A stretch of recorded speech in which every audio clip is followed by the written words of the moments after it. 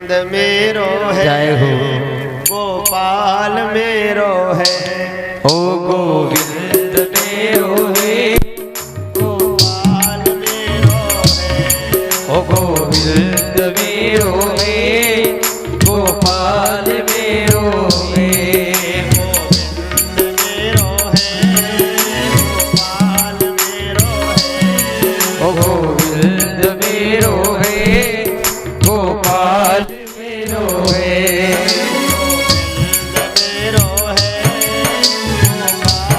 मेरो है ओ गोविंद मेरो है गोपाल मेरो है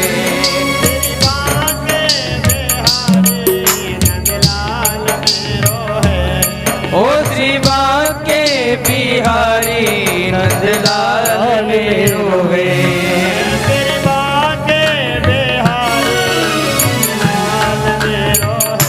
ओ श्री बांके बिहारी नंदलाल मेरो है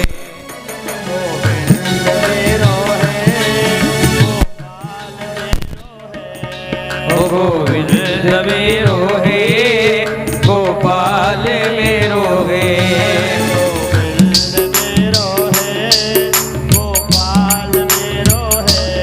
ओ गोविंद मेरो है गोपाल मेरो है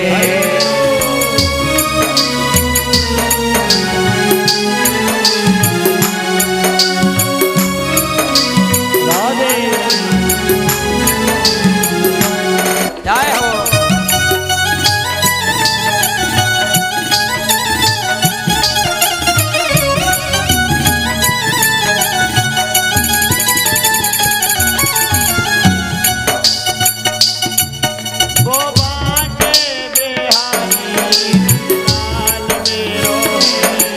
ओ बांके बिहारी नंदलाल मेरो है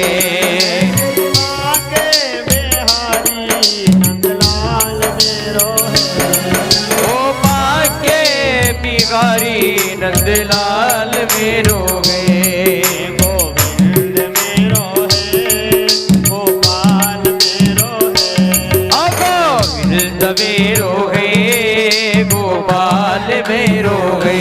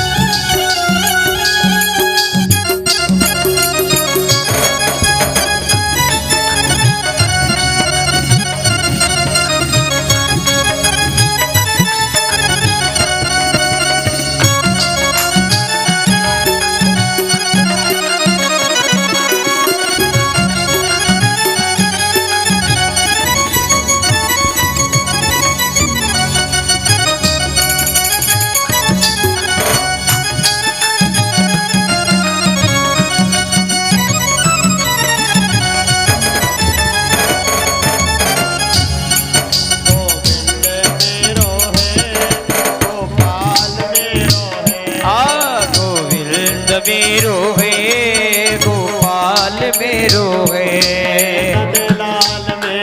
है नंदलाल मेरो है ओ गोपाल मेरो है मेरो है गोपाल मेरो है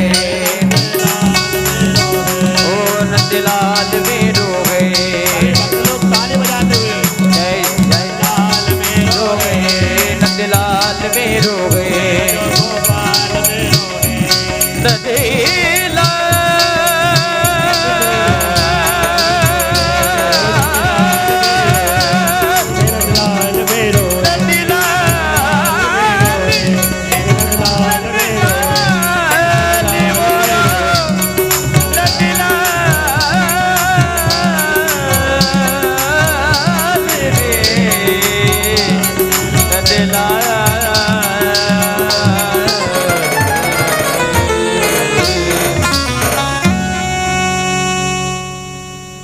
बोलिए बांके बिहारी लाल की जय हो। जय जय श्री राम। भगवान तो एक क्षण में प्रसन्न हो गए, उनको तो बस प्रसन्न करने वाला चाहिए। भगवान एक ही बात कहते हैं कि निर्मल मन जन सो मोहि पावा और मोह कपट छल छिद्र न भावा। आप सब लोग जानते हैं ना, पहले जोर से बोलो राधे राधे। अपन बातें फिर कर लेंगे, अभी कथा सुनो है ना। 7 गांठ रहते हैं बांस में, कितने 7 गांठें रहती है ना। तो 7 गांठें क्या है? लोग कहते हैं महाराज पहले भागवत जी में गांठें फूटी थी, अब नहीं फूटती। वो बात अलग थी, ये बात अलग है। 7 गांठें फूटने का मतलब है कि प्रत्येक मनुष्य के भीतर 7 गांठें हैं। कौन कौन सी? काम की, काम, क्रोध, लोभ, मोह, मद, माया, मत्सर, अहंकार। काम कैसा है? ये मिल जाए, ये मिल जाए, ये मिल जाए, कामनाएं बढ़ती जाती है। लोभ जितना मिलता जाता है उतना और चाहिए। जिमि प्रति लाभ लोभ अधिकाई, एक काम की गांठ है। दूसरी गांठ है लोभ की, तीसरी गांठ है क्रोध की। 24 घंटा करंट में बैठे हो,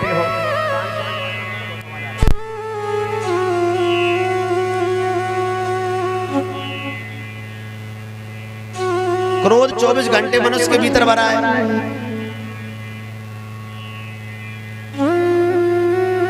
24 घंटा हम लोग मोह में फंसे हैं, 24 घंटे हम लोग माया में फंसे हैं, और 24 घंटे हम लोग ईर्ष्या। ईर्ष्या जानते हैं ना, कोई आगे बढ़े उसे देख करके जलना ईर्ष्या कहते हैं। और आखिरी गांठ है अहंकार। जब तक ये 7 गांठ मनुष्य के भीतर हैं, क्या कभी उसे भगवान मिल सकते हैं? कभी भी नहीं मिल सकते। प्रेम से कहिए राधे राधे, जोर से बोल दो। और भागवत सुनने से यही गांठें फूटती हैं और मनुष्य को भगवान की प्राप्ति भी हो जाती है। तो ध्रुव जी महाराज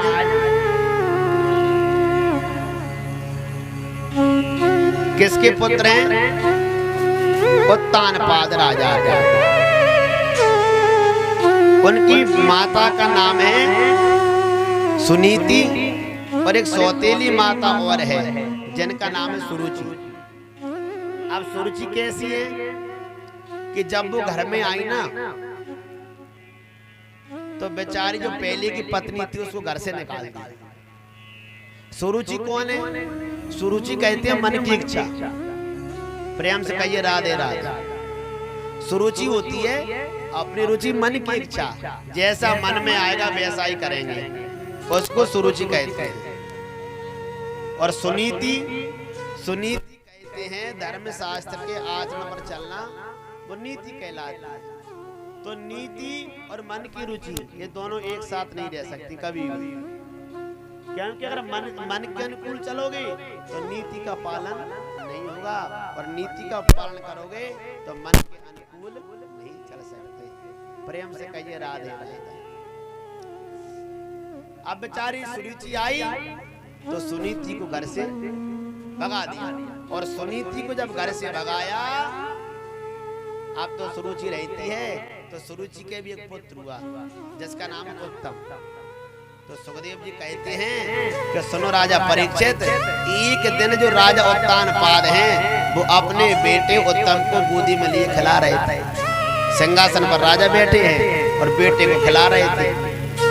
अब बच्चों की आदत होती है, एक बालक खेलता है ना तो दूसरा बालक भी पहुंच जाता है। तो ध्रुव जी पहुंच गए कि पिताजी मुझे गोदी में ले लो। एकदा सुरचे पुत्रम मंगमारो पिलालयन उत्तमम नानुरूक्षन्तम ध्रुवम राजा विनंदत। कहते हैं जब खिला रहे थे ना ध्रुव जी को उत्तान उसको उत्तम को, तो बेचारा ध्रुव चढ़ने के लिए गया, पीछे से सौतेली माता आ गई। आए बेटा नीचे, इस पे तेरा राज नहीं है। बोले क्यों मेरा राज नहीं है? ये मेरे भी तो पिताजी हैं। बोले पिताजी तो बेटा तेरे यही हैं, पर माता तेरी मैं नहीं हूँ। तू ऐसा कर बेटा, पहले भगवान का भजन कर, और भगवान का भजन करने के भगवान को प्रसन्न कर, और भगवान को प्रसन्न करने के बाद में भगवान ठाकुर जी से कहना कि मुझे सुरुचि माता की गोद से पैदा करो, उनके गर्भ में मुझे पहुंचाओ, और जब मैं उनका बेटा बनूंगा तो सिंहासन मिल जाएगा। तो बेटा तू जा भजन कर। अब देखो सुरुचि कितनी मूर्ख है। सब भगवान का भजन क्यों करते हैं कि गर्भ में आना नहीं पड़े। और ये क्या शिक्षा दे रही है तो भगवान का भजन कर और भगवान से गर्भ मांग ले। अपन मंदिर में जाते हैं तो पंडित जी चरणामृत देते हैं, अकाल मृत्यु हरणम सर्व व्याधि विनाशनम विष्णु पादोदकम पीत्वा पुनर्जन्म न विद्यते। जो भगवान का चरणामृत लेता है उसकी कभी अकाल मृत्यु नहीं होती। जो मंदिर का चरणामृत लेता है उसकी क्या नहीं होती? अकाल मृत्यु। सर्व व्याधि विनाशनम, सारी व्याधियों का नाश होता है, और मरने के बाद में उसको वैकुंठ प्राप्त होता है। क्या पीने से? क्या पीने से? भगवान का चरणामृत। हाथ उठाओ, मंदिर में रोज कौन कौन जाता है? डेली वाले उठाना, टाइम पास वाले मत उठा। प्रेम से कहिए राधे राधे। अब नीचे हाथ कर लो। अब हम आपको आज की कंडीशन सुना देते हैं। मंदिरों में अब झालर बजाने कोई नहीं जाता, अब तो मशीन झालर बजाती है। क्या कौन बजाती है झालर?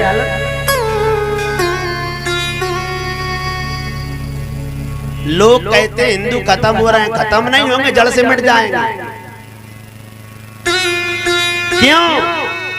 क्योंकि हम लोगों ने हमारे पैर पर हम कुल्हाड़ी मार रहे हैं, मशीनें बजा रही हैं घंटी। बारे भैया तरक्की हो गई, चतुर हो गए, पढ़ ले गए, MBBS हो गए, HM हो गए ना, PhD कर ली सब लोगों ने, डिप्लोमा PG DCA। आया क्या कहना है? DCA।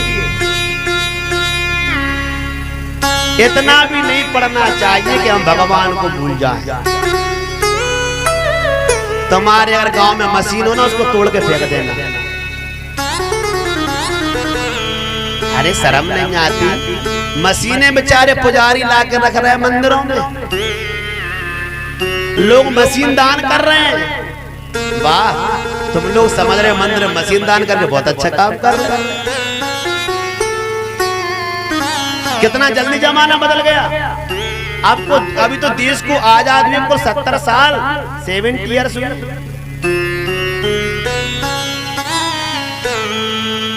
80 वर्ष भी पूरे नहीं हुए। हमको गुलामी छोटे हुए और तुम दोबारा गुलाम। अरे भाई कितनी बढ़िया बात। पर कह रहे हो राम मंदिर बनवा दो, लगता है तुम उसमें अपन उसमें भी मशीन रखवा देंगे। प्रेम से कहिए राधे राधे, जोर से बोल दो। अरे मंदिर में जाओगे, चरणामृत लोगे, भगवान को प्रणाम करोगे ना, तो तुम्हारा जीवन धन हो जाएगा और तुम्हारे शरीर का इलाज भी हो जाएगा। शंख बजाने से फेफड़े साफ होते हैं, भगवान तो प्रसन्न होते ही होते हैं। गरुड़ घंटी बजने से भूत प्रेत भागते हैं, देवताओं का आगमन होता है, इसलिए गरुड़ घंटी बजाई जाती है। आगमार्तम तु देवानाम गमनार्थम तु रक्षसाम। घंटी बजाने से देवता आते हैं और राक्षस भागते हैं।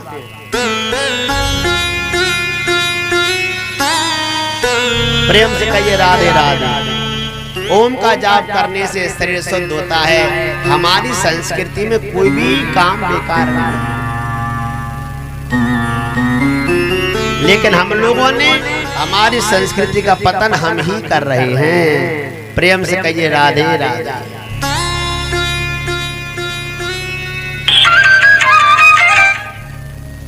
कहते हैं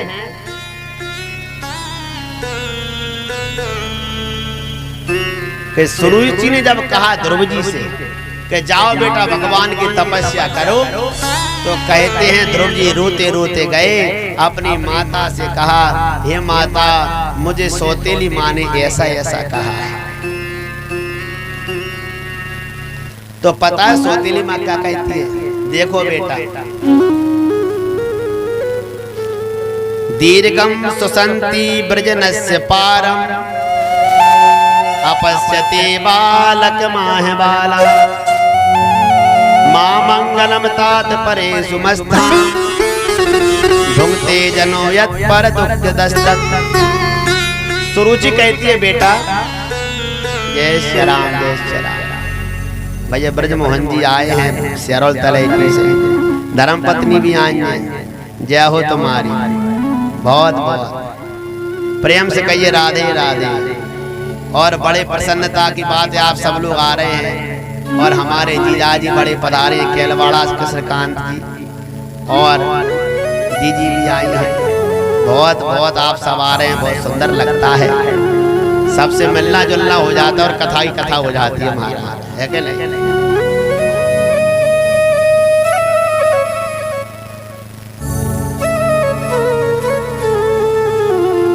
कहते हैं कि सौतेली माँ ने जब ऐसा कहा तो बड़ा बुरा लगा ध्रुव जी को, लेकिन उनकी माँ कहती है बेटा, जो दूसरे को दुख देता है भगवान उसको दुख देते हैं, तुम कभी बुरा मत सोचना।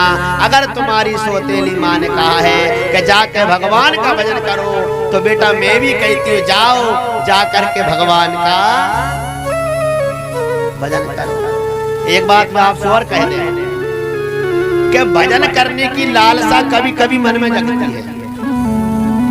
अब जी मत सोचना कि हर समय मनुष्य को एक ही बात चलती रहती, नहीं। मनुष्य हर समय रो नहीं सकता, मनुष्य हर समय हंस भी नहीं सकता, मनुष्य 24 घंटे सो भी नहीं सकता, मनुष्य 24 घंटे जाग भी नहीं सकता, मनुष्य 24 घंटे सुखी भी नहीं रह सकता, मनुष्य 24 घंटे दुखी भी नहीं रह सकता, मनुष्य 24 घंटे शांत भी नहीं रह सकता, और मनुष्य 24 घंटे क्रोधित भी नहीं रह सकता। मनुष्य 24 घंटे पाप भी नहीं कर सकता और मनुष्य 24 घंटे पुण्य भी नहीं कर सकता। ये तो कभी कभी टाइम आता है उसके जीवन में, अगर कोई उसको सच्चा गुरु मिल जाए तो उसको रास्ता निकल ही जाएगा, उसका उद्धार हो ही जाएगा। गुरु कौन मिला? जैसे आपको उदाहरण दे दें, तुलसीदास जी को उनकी पत्नी गुरु मिली। तुलसीदास जी की पत्नी बड़ी सुंदर थी, अब वो चली गई मायके। तुलसीदास जी लौट करके आए, पत्नी घर में नहीं मिली। जब घर में पत्नी नहीं मिली, उनको मालूम पड़ा कि मेरी पत्नी कहाँ है। बोले नहीं है, वो तो अपने मायके चली गई। तो तुलसीदास जी भागे। कहते हैं कि पानी में मुर्दा जा रहा था, उन्होंने समझा कोई लकड़ी जा रही बहती हुई, तो उसी को पकड़ लिया और उस पार चले गए। पास में महाराज मकान था, तो कहते हैं कि सर पर लटका हुआ। उन्होंने कहा भैया मेन गेट तो खुला नहीं है। उन्होंने समझ के रस्सी है और सर पे कोई, क्योंकि उनको बस पत्नी दिख रही और कोई दिख ही नहीं रहा। और जाकर के ऊपर पहुंचे, पत्नी ने पूछा आप? अरे मुझे तेरे बिना मेरा मन नहीं लगा है? पत्नी ने कहा तुमको शर्म नहीं आती? तुम मेरे पीछे भागे भागे कैसे आए? बोले कि लकड़ी में लगाई थी, उसको पकड़ के पार किया। उसने ऊपर छत पे से बताया, देखो वो तुम कहां से किससे आए हो? मुर्दा जा रहे हैं उसमें बहते हुए। और बोले चढ़ के कहां से आए? बोले रस्सी लटकी है, देखना ये सर पर लटका है। तुमको कुछ दिख रहा है कि नहीं दिख रहा? तो पता है पत्नी ने क्या कहा? बोले तुम जितना मुझसे प्रेम करते हो, अगर इतना प्रेम तुम प्रभु राम से करते तो आज तुमको भगवान मिल गए होते। और पता है क्या कहा पत्नी ने? कि हाड़ मास की देह मम। हाड़ मास की होती है ना, हड्डी और मांस, और क्या? हाड़ मास की देह मम तासो ऐसी प्रीत और इत्यादि जो राम सो मिट जाती भवभीत। अरे स्वामी, ये मेरी हाड़ मांस की देह है, तासो ऐसी प्रीत, आपने इससे इतना प्रेम किया। अगर इत्यादि जो राम सो, अगर इससे आदि भी प्रीत अगर तुम प्रभु राम से करते ना, तो तुम्हें संसार से छुटकारा ही मिल जाता। तो कहते हैं तुलसीदास जी ने उसी समय, मैं कह रहा हूं ना, टेम आता है, अगर उसमें कोई मिल जाए तो कहते हैं पत्नी ने गुरु का फर्ज अदा कर दिया। और उसी समय तुलसीदास जी निकल गए और तुलसीदास से महान तुलसीदास हो गए, जिसको आज दुनिया गाती है। प्रेम से कहिए राधे राधे। तुलसी तुलसी सब कहे, तुलसी बन की घास, और हो गई कृपा राम की, सो हो गए तुलसी दास। तो ऐसे ध्रुव जी की माता है। ध्रुव की माता ने कहा नहीं बेटा जाओ। सौतेली मां ने कहा भगवान का भजन करो तो करो। कहते जोश में चले गए ध्रुव जी, और जा करके जब वन में जा रहे थे, नारद जी रास्ते में मिल गए। क्यों? क्योंकि गुरु बिन भवनिधि तरह न कोई, जो विरंच शंकर सब हो गई। राखे गुरु जब कोप विधाता, और गुरु विरोध नहीं को जग त्राता। कहते हैं कि जब अगर ब्रह्मा जी क्रोधित हो जाए तो गुरु रक्षा कर लेता है, लेकिन गुरु क्रोधित हो जाए तो कोई बचाने वाला नहीं। तो गुरु तो जीवन में चाहिए चाहिए।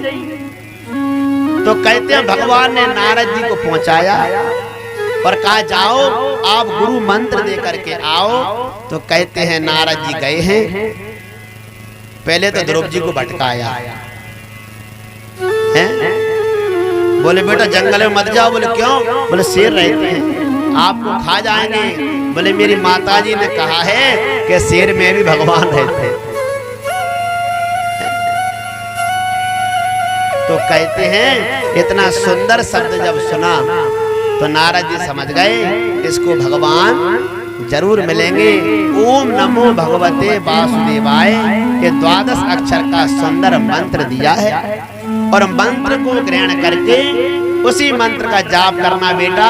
आप इसी मंत्र का जाप करना और तुमको भगवान शीघ्र मिल जाएगा। बोले मैं भजन करने कहाँ चला जाऊं, आज्ञा ली है।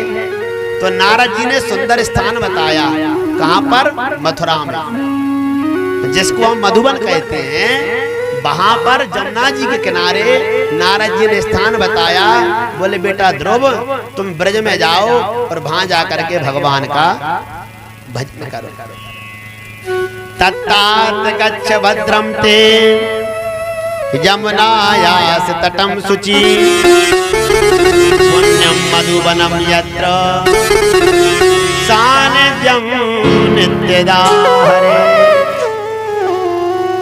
बेटा जाओ, वहां पर भगवान सदा रहते हैं, और वहां जाकर के तुम भगवान का भजन करना। कहते हैं बड़े प्रसन्न भय हैं ध्रुव जी, और मन में बड़े प्रसन्न होकर के सुंदर वहां पर भगवान का भजन करने के लिए आए। और जैसे ही भगवान चलते हैं और भगवान का भजन सुंदर करने लगे हैं। अब भजन कैसे किया? जय श्री राम, जय श्री राम। सुंदर भजन करते हैं। त्रिरात्रांते त्रिरात्रांते कपित वज्रासना, आत्मवृत्यानुसारेण मासम निर्चयन् हरिं। 3 रात्रि के अंत में कैत और बेरों के आहार से अपने शरीर की स्थिति के अनुसार 1 मास व्यतीत किया। मान 3 रात्रि में 1 कैयत का फल खाते हैं अथवा बेर खाते हैं। फिर दूसरे माह में ध्रुव जी ने 6 दिन के अंतर से क्या खाए? पत्ते जो गिर जाते हैं। तीसरे महीने में 9 दिन में 1 दिन जल पीते हैं। कैसे? 1 महीने में 1 महीने क्या किया? 9 दिन कुछ नहीं पिया, सिर्फ जलपान किया। तीसरे महीने में, चौथे महीने में 12 दिन में श्वास को जीत करके वायु भक्षण करके तपस्या की। माने जब चौथा महीना लगा ना तपस्या का, तो 12 दिन में 1 बार श्वास लेते हैं, समझ रहे हैं ना? और फिर 12 दिन के लिए श्वास रोक लेते हैं। फिर जब 12 दिन निकल जाते हैं फिर श्वास लेते हैं और फिर रुक जाते हैं। ऐसे चौथा महीना निकला। 5वां जो महीना है तो श्वास को जीत करके खम्बे की नाई खड़े हो गए। माने 5वें महीने में श्वास लेना भी बंद। प्रेम से कहिए राधे। ऐसे भगवान का व्रत किया जाता है। आजकल के लोग तो एकादशी का व्रत करते हैं, पहले तैयारी कर लेते हैं, कल क्या बनाएंगे, है ना? हाँ, ऐसे व्रत नहीं करना चाहिए। चिप्स घर में है कि नहीं है, साबुदाना है कि नहीं है। देखो, व्रत करने कुछ नियम है। व्रत में कभी पान नहीं खाना चाहिए। हमारे शास्त्र कहते हैं कि पान खाने से व्रत नष्ट हो जाता है। नंबर 1, दिन में सोने से भी व्रत नष्ट हो जाता है। दिन में शयन नहीं करना चाहिए। तीसरी बात है, रोने से भी व्रत नष्ट माना जाता है। आपके आंख से आंसू नहीं निकलना चाहिए, ये प्रयास करना चाहिए। चौथी बात है, लहसुन प्याज भी उस दिन नहीं खाना चाहिए जिस दिन आप व्रत में हैं। उस दिन अगर आप ऐसा करते हैं तो व्रत को नष्ट माना जाता है।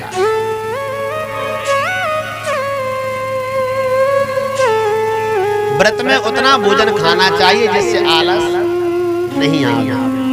थोड़ा लो, कुछ भी ले लो बस। और अगर बन जाए कुछ ना बन, कुछ ही नहीं लेना चाहिए। जितने शरीर को ताकतवर बनाओगे ना उतना ताकतवर बनता है। हमारी 8-9 भागवत है कंटिन्यूअस, तो हम बिल्कुल व्रत ही रहते हैं। एक टाइम भोजन करते हैं, सुबह फलाहार और शाम को भोजन। प्रेम से कहिए राधे राधे। तो सबको व्रत, और देखो व्रत का फायदा एक और है, व्रत करने वाले को कभी भी अटैक की बीमारी होती ही नहीं, क्योंकि उसका शरीर एकदम अंदर से शुद्ध रहता है। व्रत के वैज्ञानिक कारण भी है, ऐसा है। तो इतना सुंदर जब व्रत किया तो कहते हैं कि 6वें भगवान में तो सब देवताओं की वायु रुक गई, क्यों? भगवान भीतर आ गए ध्रुव जी के, तो भगवान के बिना वायु कहां से मिले? तो सारे देवता घबरा गए। और मैं आपको श्लोक बोल के सुना रहा हूं, ये भागवत जी हाथ में है मेरे, ऐसा नहीं है कि बंदी रखी है, हाथ में अलग है, ये अलग रखी है, और पंडित जी पाठ कर रहे हैं वो अलग है। हाँ। हम प्योर भागवत जी पहुंचते हैं, इधर उधर की फालतू बात नहीं करते, क्योंकि आप लोग अच्छे सुनते हो ना, इसलिए। हाँ। तो देवता लोग आकर कहते हैं, नेवम विदामो भगवन प्राण रोदम चराचरस्याखिल सत्वधाम विदेहि तन्नो ब्रजनाद विमोक्षम प्राप्ता वयम त्वाम शरणम शरण्यम। सब देवता लोग कहते हैं कि हे भगवान नारायण, हमारे प्राणों का अवरोध हो रहा है, हमारे भगवान प्राण रुक गए हैं, वायु नहीं मिल रही है, हम क्या करें? तो भगवान ने कहा, चिंता मत करो, मेरा जो बालक ध्रुव है वो तपस्या कर रहा है, अब मैं उसको वरदान देने के लिए जा रहा हूं और तुमको श्वास मिलना प्रारंभ हो जाएगा। प्रेम से कहिए राधे राधे। कहते हैं भगवान गए हैं, और जाकर के भगवान जब पहुंचे, जैसे भगवान पहुंचे हैं और जाकर के, अब पता है क्या किया भगवान ने? कि ध्रुव जी के भीतर जो जागी थी भगवान की, वो गायब हो गई और आगे भगवान प्रकट हो गए। तो जैसे हमारे रुपया गिर जाते हैं, आप गले में हार पहने हो और आपका हार गिर जाए तो हम लोग घबरा जाते हैं, उसी प्रकार ध्रुव जी के भीतर जब भगवान की झांकी गायब हुई तो तो ध्रुव जी घबरा गए, बोले भगवान कहाँ चले गए हैं? और जो ही भगवान की झांकी गायब हुई और ध्रुव जी घबरा कर उठे तो देखा सामने भांके बिहारी लाल खड़े हैं। बोलो लक्ष्मी नारायण भगवान की जय हो। प्रेम से कहिए राधे राधे, जोर से बोल दो। एक दुआ आपने सुन रखा होगा, कामे नार प्यारी जिम लोभी जिमि प्रिय दाम, तम रघुनाथ निरंतर प्रिय लागो मोहि राम। किसी ने तुलसीदास जी से पूछा कि आप राम जी से कितना प्रेम करते हैं, राम जी से कितना प्रेम करते हैं? तो तुलसीदास जी ने कहा कामी है नार प्यारी जिम। तो तुलसीदास जी का दिमाग खराब हो गया। जब दुआ लिखा तो तुलसीदास जी ने कही मैं तो भूल गया। बोले क्या भूल गए? बोले कामी नार प्यारी जिम। ये तो मैंने गलत लिख दिया। कैसे गलत लिख दिया? कि कामी पुरुष को जितनी स्त्री प्यारी लगती है भगवान आप मुझे उतने प्यारे लगे। लेकिन कामी पुरुष को स्त्री कब तक प्यारी लगती है? जब तक उसका विवाह नहीं हो जाता। और जब उसका विवाह हो जाता है तो वो ही लड़ने लग जाते हैं, उनका प्रेम समाप्त हो जाता है। तो तुलसीदास जी ने कहा नहीं, ये तो मैंने गलत लिख दिया, मुझे भगवान से प्रेम खत्म थोड़ी करना है। तो फिर दूसरा उदाहरण दिया, लोभी जिमि प्रिय दाम। बोले ये ठीक है कि लोभी को भगवान जितना धन प्यारा लगता है उतने आप मुझे प्यारे लगो, क्योंकि लोभी व्यक्ति कभी नहीं कह सकता कि मुझको पैसा नहीं चाहिए। प्रेम से कहिए राधे राधे। और लोभी व्यक्ति को कितना भी दे दो उसका मन कभी भर नहीं सकता। एक भिखारी था, आप थोड़ा दृष्टांत सुना दूं। तो भिखारी भीख मांग रहा था, नारद जी वहां से निकले तो नारद जी कुछ भिक्षा दे दो। नारद जी ने कहा भैया हमारे पास जेब नहीं है तो पैसा कहाँ से होगा? अरे बोले कुछ तो देना पड़ेगा आपके लिए। तो नारद जी ने कहा जाओ कुबेर के पास ही तुमको पहुंचा देते हैं, मर्जी पड़े उतना ले आ।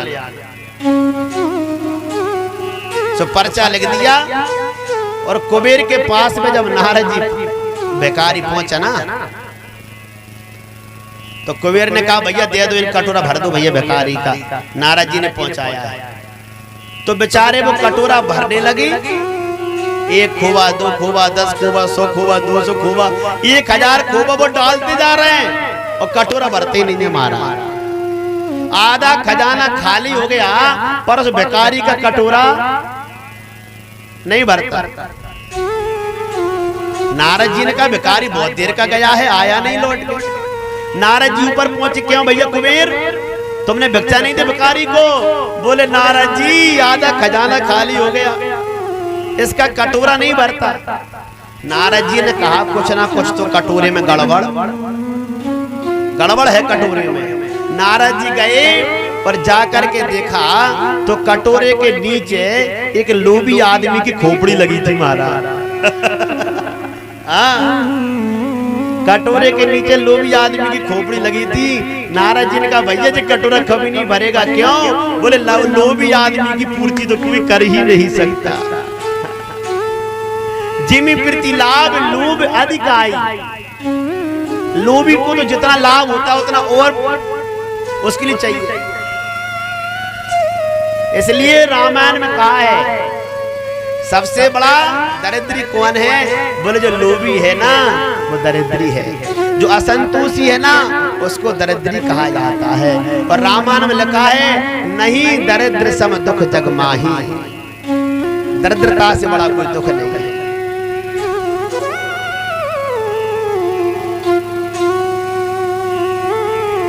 अब जैसे ध्रुव जी ने देखा भगवान की ओर, आहा तो दर्शन करके बड़े प्रसन्न हो गए। अब ध्रुव जी ने कुछ नहीं मांगा। क्यों? क्योंकि ध्रुव जी को मांगना नहीं आता। 5.5 वर्ष की उम्र है तो भगवान समझ गए क्या करें। तो भगवान ने अपना शंख निकाला और ध्रुव जी के गाल से लगा दिया, स्पर्श बालम कृपया कपूले। और जैसे ध्रुव जी के गाल से लगाया है ध्रुव जी को वेदांत का ज्ञान हो गया। आप लोग बच्चों को पढ़ाते हो ना तो गरुड़ घंटी रहती है ना, उसका जल बच्चों को पिलाओ। बुद्धि बहुत तेज होगी। शंख का जल बच्चों को पिलाओ, बुद्धि तेज होगी। भगवान का चरणामृत का जल है वो पिलाओ, बुद्धि बहुत तेज होगी। गणेश जी को दूबा चढ़वाया करो, बुद्धि बहुत तेज होगी। प्रेम से कहिए राधे राधे। और जैसी बुद्धि तेज हुई है तो सुंदर स्तुति कर रहे हैं ध्रुव जी। और जो श्लोक हम बोलने जा रहे हैं, ये श्लोक अगर किसी को चाहिए तो हम लिख देंगे। इससे भी बालक की बुद्धि तेज होती है पढ़ने से। अगर पढ़ नहीं सकते तो पास में रखिए। योन्ता प्रविश्य मम वाचमिमां प्रसुप्तां संजीवयत् किल शक्तिधरा सुधाम्ना अन्याश्च हस्तचरण श्रवण त्वगादीन् प्राणा नमो भगवते पुरुषाय तुभ्यं। ध्रुव जी महाराज स्तुति करते हैं कि हे प्रभु, अखिल शक्ति धारक मेरे भीतर प्रवेश करके मेरी सोई हुई वाणी को और हाथ पांव कर्ण त्वचा प्राणादिकों को सर्वशक्तिधारी अपने तेज से जलाते हैं। उन भगवान पुरुष के लिए मेरा नमस्कार है। ऐसी सुंदर स्तुति ध्रुव जी महाराज ने श्लोकों में की है। भगवान बड़े प्रसन्न भये और कहते हैं, भगवान ने ध्रुव से कहा क्या चाहिए? ध्रुव जी ने कहा प्रभु कुछ नहीं चाहिए। कुछ नहीं चाहिए? बोले कुछ तो ले लो। बोले नहीं। तो भगवान ने क्या दिया? 36,000 वर्ष का राज दिया। किनको? ध्रुव जी। भगवान राम तो 11,000 वर्ष रहे धरती पर और ध्रुव जी 36,000 वर्ष का राज। कहते हैं ध्रुव जी वन से लौटे, सब लोग सम्मान करने लगे, भैया ध्रुव जी आ गए, ध्रुव जी आ गया। देखो आए थे तो अकेले, कोई साथ था क्या? राम जी बन गए तो भी संघर्ष तो अकेले ही करना पड़ता है जीवन में। लोग कहते हैं महाराज मेरे संग कोई नहीं है। भैया कोई रहता ही नहीं है ना। पास्ट में कोई संग किसी के था ना, प्रेजेंट में कोई किसी के संग रहता है और ना ही फ्यूचर में। मनुष्य को तो अकेले ही रहना पड़ता है, पर अपने आप उसके संग सब होते जाते हैं। भगवान पर विश्वास करना चाहिए। प्रेम से कहिए राधे राधे, जोर से बोल दो। राम जी वन को अकेले गए, लेकिन सब मिलते गए। केवट मिल गए, सबरी मिल गई और हनुमान जी मिल गए, सब मिलते चले गए। प्रेम से कहिए राधे राधे। अपन चर्चा कर रहे हैं ना, तो एक बात मुझे भी याद आई।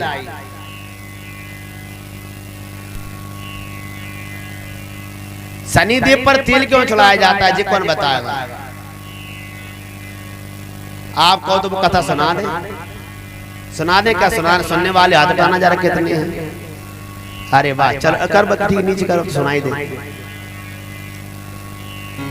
शनिदेव पर तिल कब से चढ़ता है? लोग जाते हैं शनिचरा पर जाते हैं, शनिचरा अमावस्या पर जाते हैं। तो तिल की मान्यता ऐसी है शनिदेव पर कि एक बार जब राम जी सीता माँ को लेने के लिए जा रहे थे और जब पुल बांध रहे थे, तो कहते हैं उसी समय शनिदेव वहां पर आ गए, क्योंकि शनि की दशा राम जी पर लगने वाली थी।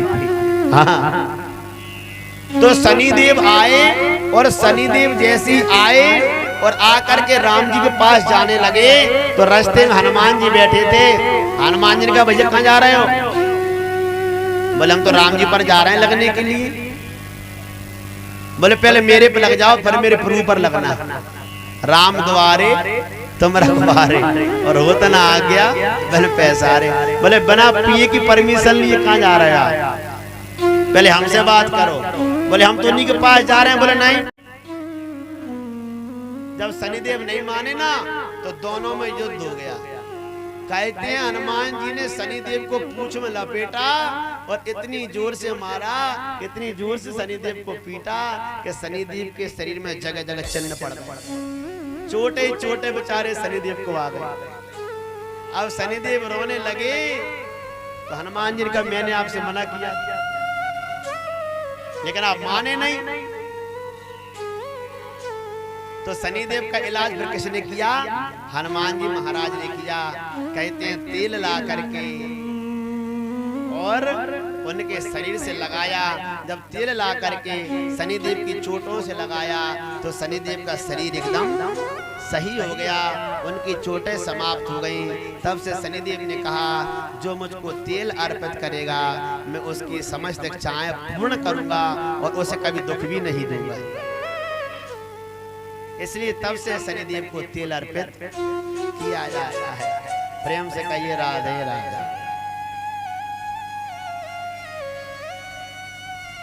द्रौपदी महाराज लौट करके आए, आकर के सबने उनकी वंदना की और कहते हैं उनको राजगद्दी पर बैठा दिया गया। द्रौपदी महाराज का सुंदर राज हुआ। लेकिन कहते हैं ये संसार कैसा है? आया है सो जाएगा, राजा रंग फकीर, कोई सिंहासन चढ़ चला तो कोई बंधा जंजीर। इस पृथ्वी का नियम है कि जो भी मनुष्य संसार में जन्म लेकर के आया है वो चींटी से हाथी तक हो उसको जाना ही। तुम में से कौन नहीं जाएगा? जरा हाथ उठाना। तुम्हें मेरी कसम उठाओ तो सही। अच्छा तुम नहीं जा रही, यही रहोगी? अरे जो ऊपर जाने वालों की बात कर रहा हूं मैं। हैं? कौन कौन नहीं जाएगा? तो परमानेंट अपन अच्छा घर बना देते हैं उसको। क्यों जी? सब जानते हैं कि हमको जाना है, लेकिन परमात्मा की बनी प्रकृति ऐसी है कि उनको ऐसा लगता ही नहीं है कि मुझे जाना है। आदमी कभी तो सोच ही नहीं पाता कि मुझे जाना है। ये सोचने के लिए तो उसके पास टाइम है ही नहीं है। एक संत महाराज कथा में बोल रहे थे, बोले मनुष्य कभी क्यों नहीं सोचता कि मुझे जाना है? व्यवस्था ऐसी क्यों करता कि परमानेंट रहना है? बोले जी अविनाशी का पुत्र है। हम लोग किसके पुत्र हैं? अविनाशी के। तो अविनाशी कैसे कहते हैं जो कभी नष्ट नहीं होता? तो हम अविनाशी के पुत्र हैं, इसलिए हम व्यवस्था भी अविनाशियों जैसी करते हैं। प्रेम से कहिए राधे राधे। लेकिन भजन करना चाहिए। कहते हैं द्रौपदी महाराज का समय आया और 36,000 वर्ष राज करके द्रौपदी महाराज बैकुंठ की ओर जाने लगे। मृत्युर मूर्धनि पदम दत्वा, मृत्यु के सिर पर चरण रख करके द्रौपदी महाराज विमान में बैठे हैं और विमान में बैठ करके अपनी माता जी को भी संग लेकर के और भगवान के धाम में गए हैं। और द्रौपदी महाराज का अटल राज हुआ। आज भी ध्रुव तारा दिखाई देता है। प्रेम से कहिए राधे राधे। जोर से बोल दो। अरे चली जा रही है उम्र धीरे धीरे। आप जोड़ गा लेते हैं। चली जा रही है उम्र धीरे धीरे, चली जा रही है ओ उम्र धीरे धीरे। चली जा रही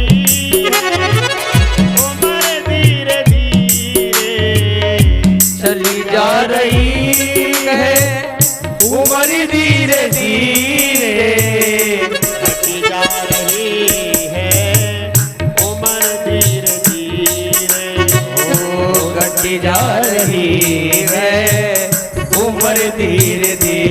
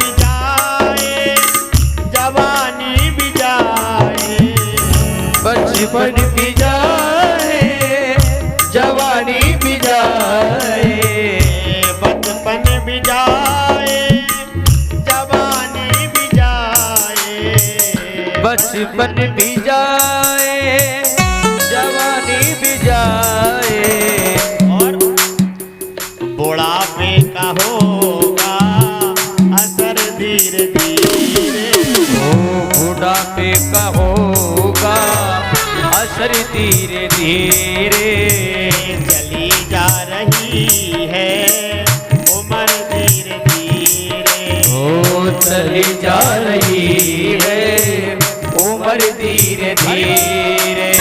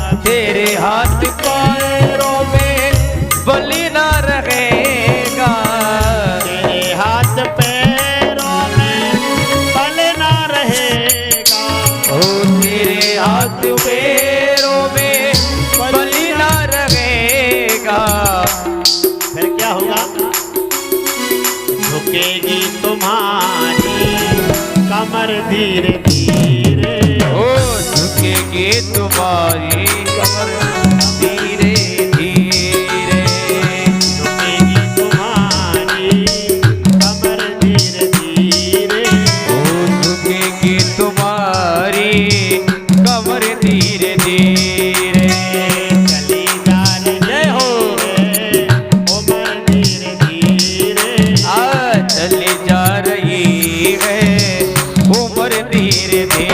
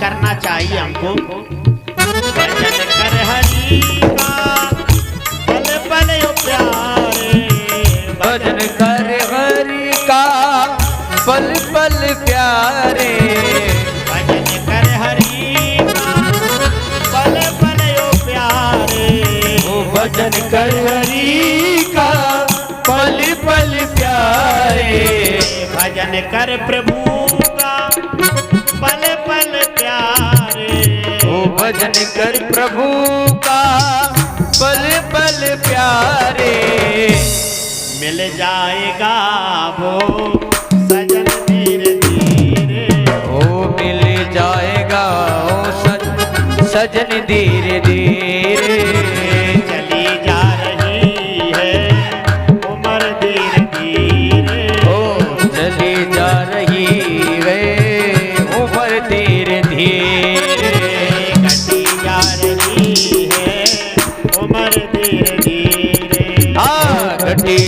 रही है उम्र धीरे धीरे, चली जा रही है उम्र धीरे धीरे, और चली जा रही है उम्र धीरे धीरे, कटी जा रही है उम्र धीरे धीरे, घटी जा रही है